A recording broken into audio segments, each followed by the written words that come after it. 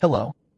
My fiancée told me she'd quit her job and expected me to pay for everything because we're basically married.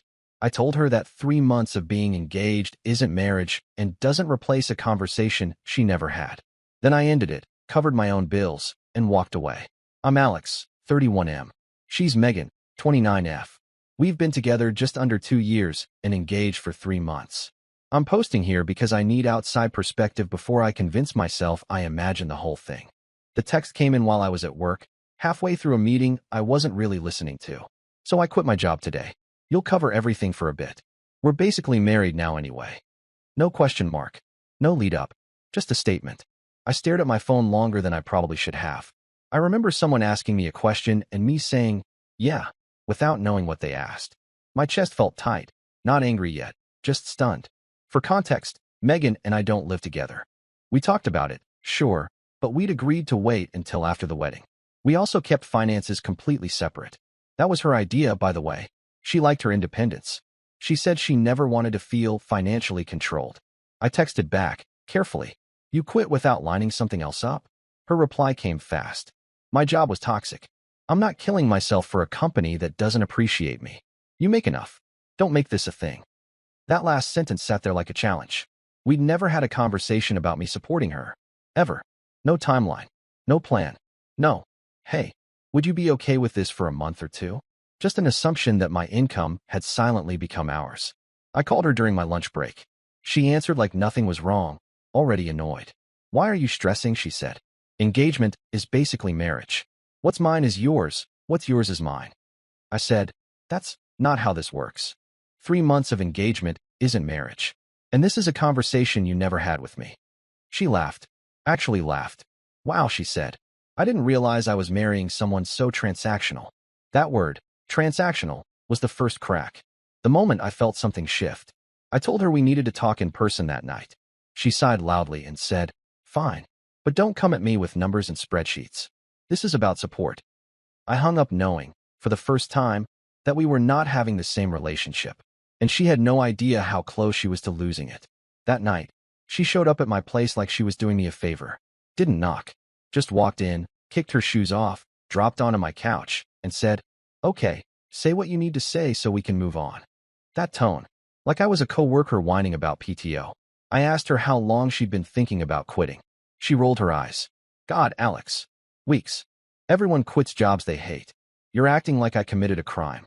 I said, most people don't quit without a plan. She crossed her arms. I do have a plan. You. There it was. Out loud this time. I told her I wasn't comfortable being the plan. That if she wanted to step back from work, we needed to talk timelines, expectations, budgets, basic adult stuff. She laughed again. Same laugh as on the phone. Short, sharp, mean. I knew this would happen, she said. The second I need support, you turn into my dad. I reminded her that she'd always been the one insisting on financial independence. That she'd corrected people when they joked about me paying for things. That she'd said, verbatim, I never want to rely on a man. She waved that off. That was before. Things change when you're engaged. Then she said the line that stuck with me. If you're already thinking like this, maybe you're not ready to be a husband.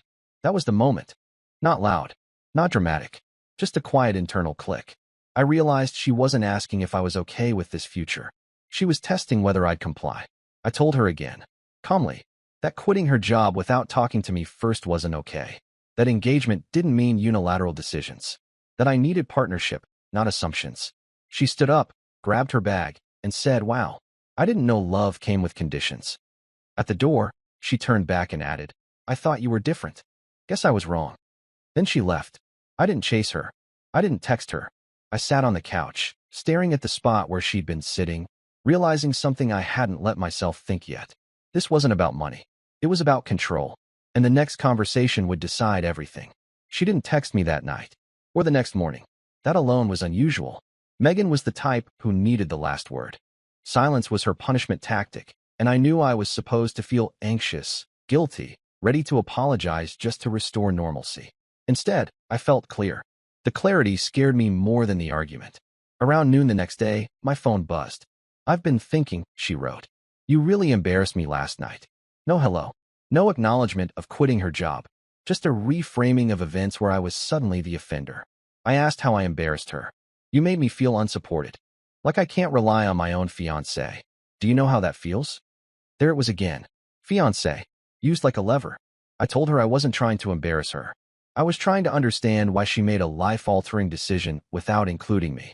She responded with a paragraph about how stressed she'd been, how drained she felt, how she thought engagement meant safety. She said she needed a soft place to land, and that I was making it feel conditional. Then she said something that made my stomach drop. My mom agrees with me, by the way. She said when a man proposes, he's agreeing to provide. I stared at that message longer than the original one about quitting her job. This wasn't impulsive. This wasn't stress. This was ideology. I asked her directly. So you expected me to just say yes? She replied, I expected you to step up. No denial. No hesitation. I told her stepping up doesn't mean being volunteered without consent. That I wasn't refusing to support her. I was refusing to be assigned responsibility without a discussion. She sent back, this is why women don't feel safe relying on men. That was the moment I stopped typing mid-reply, because I realized something important. Anything short of full compliance was always going to be framed as moral failure. If I said yes, I was a good partner. If I asked questions, I was selfish. If I hesitated, I was unsafe. There was no version of this where my boundaries survived. I asked her to meet that evening, not to argue, but to decide what we were actually doing. She agreed. Added, I hope you're ready to be honest with yourself. I was, just not in the way she thought. She arrived late on purpose. I know that sounds petty, but it matters. When someone's trying to regain control, they rarely show up on time. She walked in, glanced around my apartment like she was evaluating whether it still belonged to her, then sat across from me with her arms crossed. So, she said, are you done punishing me? That's how she framed it. Me setting a boundary had already been rewritten as punishment. I told her I wasn't punishing her. I told her I needed to understand what she expected from me going forward, because what she'd assumed wasn't something I'd agreed to. She sighed dramatically. Alex, I'm not asking for forever. Just until I find something better. Why is that so hard? I asked her why it was so hard to ask first. She looked genuinely confused by that question, like it hadn't occurred to her as a necessary step. Because, she said slowly, I didn't think I needed permission from my fiancé. There it was again. Permission. As if discussion and permission were the same thing. As if partnership meant authority flowed one direction. I said, I'm not your boss. And you're not my dependent. But you don't get to make me responsible for your life without my input. Her face hardened. The softness disappeared completely. Wow, she said. So if I lost my job tomorrow, you'd just let me drown? That was the bait. The emotional trap. I didn't take it. I said, if you lost your job, we'd talk. You didn't lose it. You quit. And you decided I'd handle the consequences. She leaned forward. Because that's what men do when they're serious. I asked her a question I hadn't planned to ask. If I said no, if I said I wasn't comfortable with this, what would you do? She didn't answer right away. She studied my face, like she was calculating something. Finally, she said, I'd seriously reconsider marrying you. Not weed. She'd. That was the breaking point.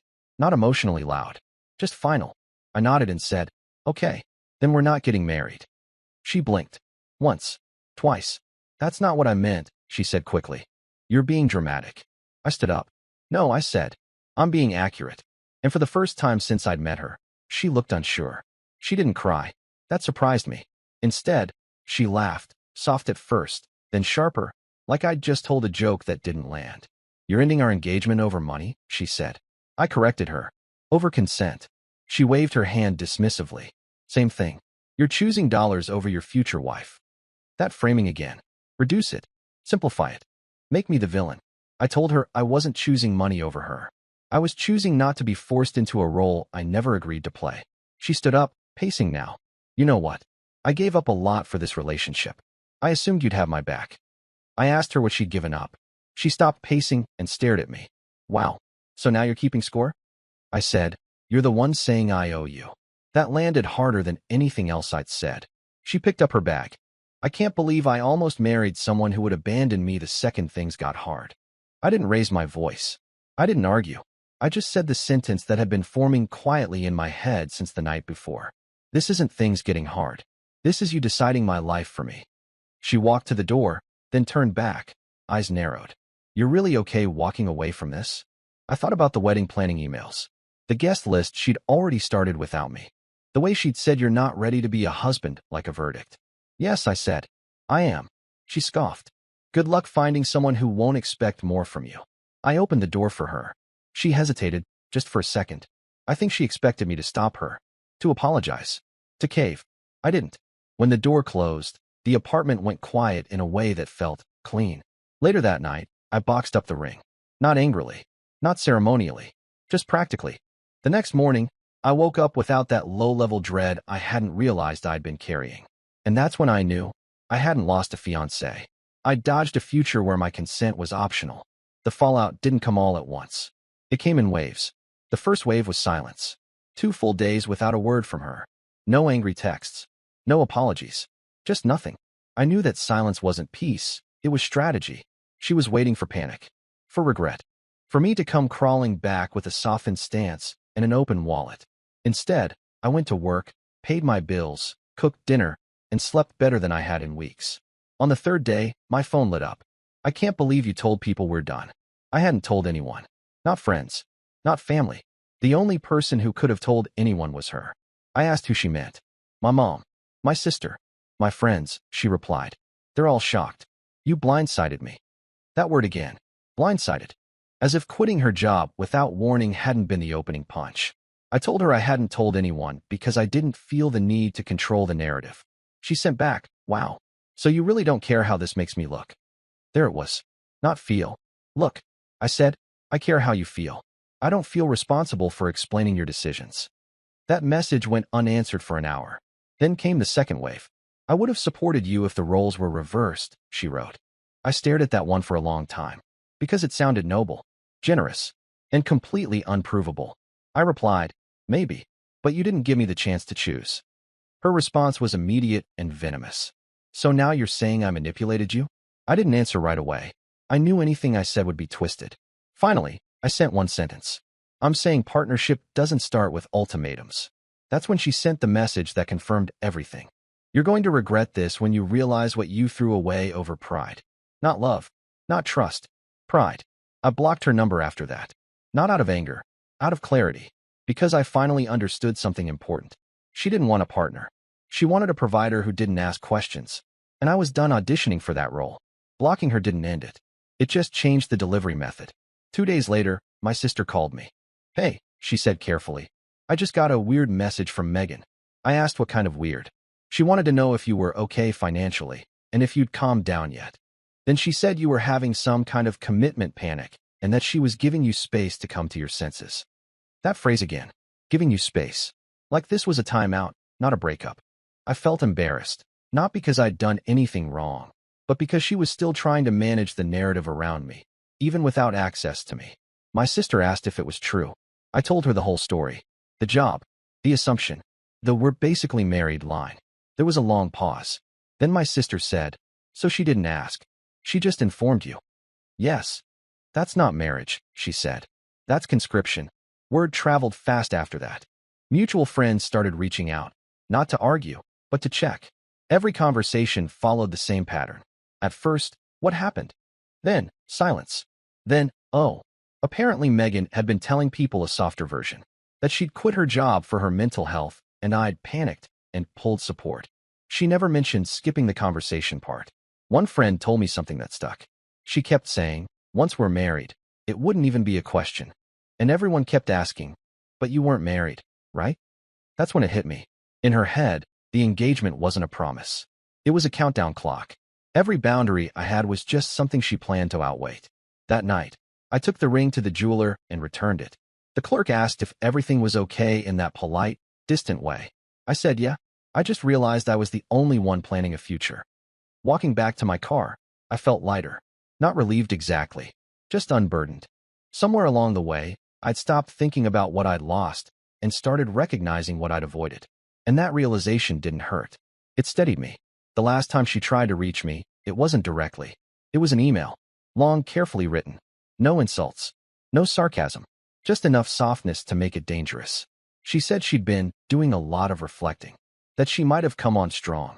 That she never meant to make me feel used. Then came the pivot.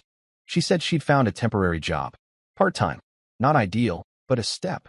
She said she was willing to slow things down, if that's what I needed. Maybe push the wedding. Maybe reset expectations. What she never said was I was wrong. She framed it like a compromise we were both responsible for needing. At the end, she wrote, "I hope you're ready to stop seeing me as the enemy." That line sealed it. Because I had never seen her as the enemy. I'd seen her as someone who assumed I'd adapt to whatever she decided. I didn't reply. Instead, I sat with the uncomfortable truth that I almost married someone who believed love meant access. That commitment meant compliance. That a ring meant authority. I thought about what would have happened if I had said yes that first day. If I'd covered rent, groceries, expenses. How quickly just for now would have turned into, "Why are you being difficult?" How any attempt to renegotiate would have been framed as betrayal. I imagined being married and having to ask permission to stop providing. That thought made my chest tighten. So I deleted the email. Not angrily. Not ceremonially. Just deliberately. Later that week, I updated my emergency contacts. Took her off. Removed her from shared folders she didn't need anymore. Quiet, unglamorous steps that felt more final than any argument. Some people end relationships in explosions. Others end them by refusing to re-enter the cycle. I chose the second. And for the first time since the engagement, the future didn't feel heavy. It felt like mine again. I thought that would be the end of it. That once the email went unanswered, once the ring was returned, once the shared threads were quietly cut, the story would finally settle. I underestimated how hard Megan took losing leverage. A week later, I ran into her by accident at the grocery store. Middle of the aisle. Cereal boxes between us like neutral territory. She looked thinner, sharper, like she'd been rehearsing speeches in her head. "Oh," she said. "So you're just fine now?" I nodded. "Yeah, I am." That seemed to irritate her more than anger ever could.